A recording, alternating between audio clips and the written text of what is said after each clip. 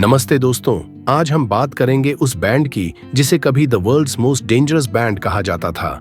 एक ऐसा नाम जिसने न केवल रॉक चार्ट्स पर राज किया बल्कि अपनी उग्र ऊर्जा और विवादों से पूरी दुनिया को हिलाकर रख दिया। जी हाँ, हम बात कर रहे हैं रॉक इतिहास के सबसे बड़े दिग्गजों की। Guns and roses.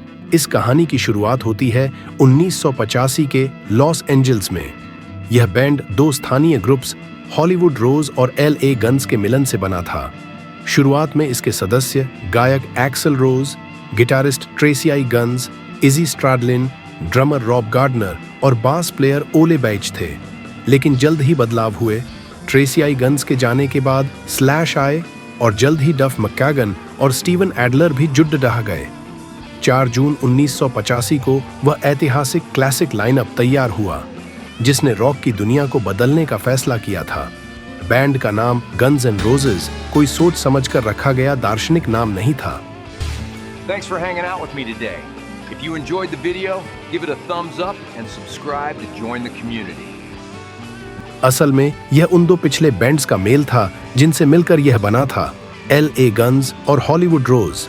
दिलचस्प बात यह है कि ट्रेसी आई गन्स के अनुसार शुरुआत में यह नाम एक रिकॉर्ड लेबल के लिए सोचा गया था जो बाद में बैंड की पहचान बन गया।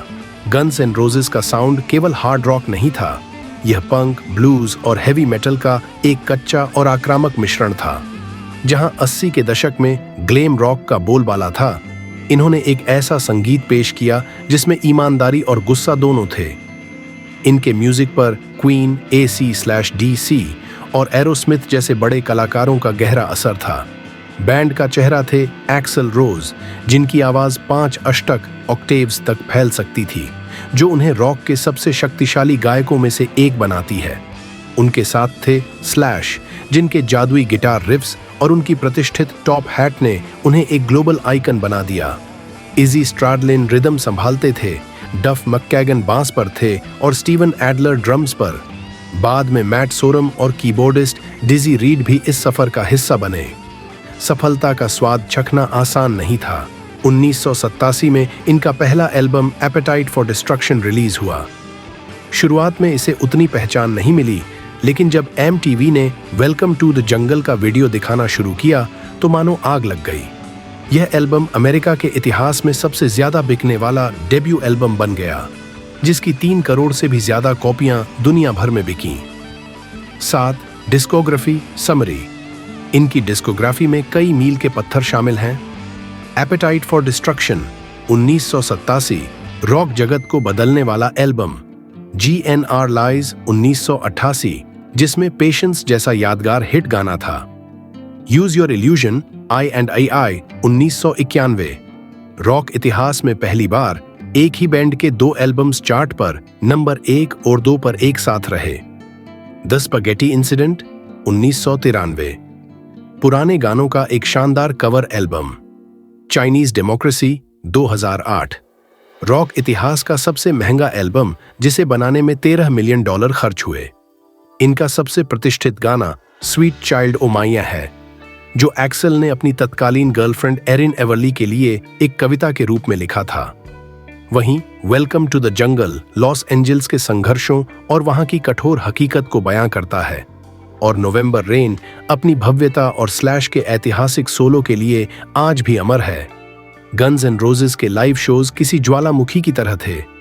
इनकी स्टेज प्रेजेंस इतनी जबरदस्त थी कि फैंस पागल हो जाते थे।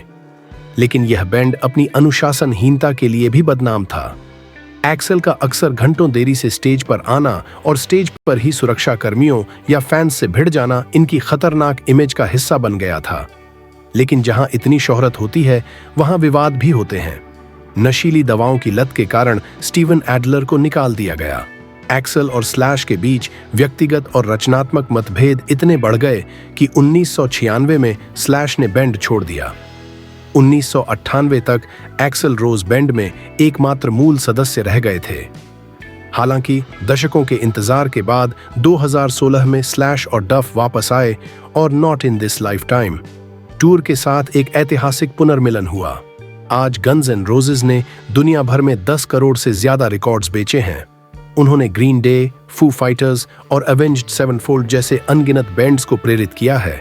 2012 में इन्हें rock and roll hall of fame में शामिल किया गया, जो इनके रॉक साम्राज्य की पुष्टि करता है।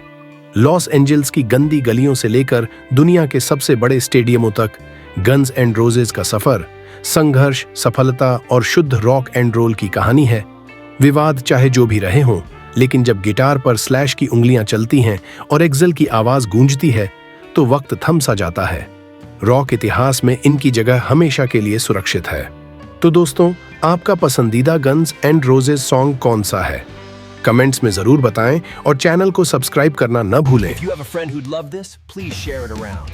Before you go, comment below with your ideas for the next video. I'm always looking for your suggestions.